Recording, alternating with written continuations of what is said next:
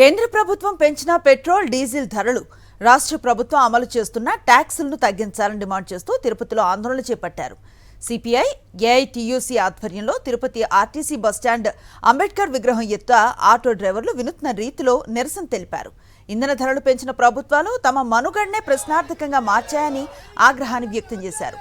Auto డ్రైవర్లకు ఇక ఆత్మహత్యలే శరణ్యం అంటూ ఉరి వేసుకుని నిరసనలు తెలిపారు. ఆటోలకు పూజలు చేస్తూ తిరునామాలు ధరించి వెంకన్న స్వామిని వేడుకున్నారు.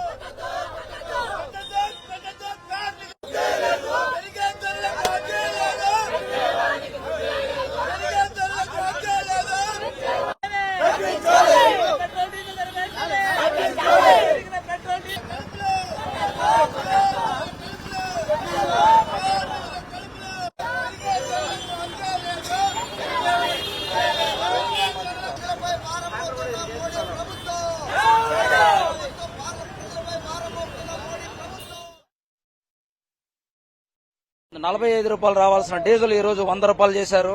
₹75 రావాల్సిన పెట్రోల్ ని ఈ రోజు ₹115 చేశారు. ₹85 రావాల్సిన సిఎన్జి గ్యాస్ ని ఈ రోజు ₹93.50 పెంచి మాకు ఉరితాడిలాగా కేంద్ర ప్రభుత్వం ఏమనుకుంటే మేమనుకునే ఆ కాలంలో పెట్టుబడిదారులు ఎలా వ్యవస్థ పోతున్నదో పెట్టుబడిదారులకే ఈ నరేంద్ర మోడీ ఈ రోజు అనుసరిస్తుంటూ వాళ్ళకే లాభాలు చేకూర్చుకుంటూ మాలాంటి పేద ప్రజలని ఉరితాడి వేసి అణగదొక్కుతున్నాడు. ఊబిలోకి అణగదొక్కి ప్రాణాలు తీసుకునే పరిస్థితికి వస్తా ఉంది. ఉచిత బస్సుల పేరుతో సగం ఉపాధి పోయింది. ఇప్పుడు కాస్తో గీస్తో మేము బతుకుంటున్నాం. పెట్రోలు డీజిల్ సిఎన్జి అంతా పెంచేశారు.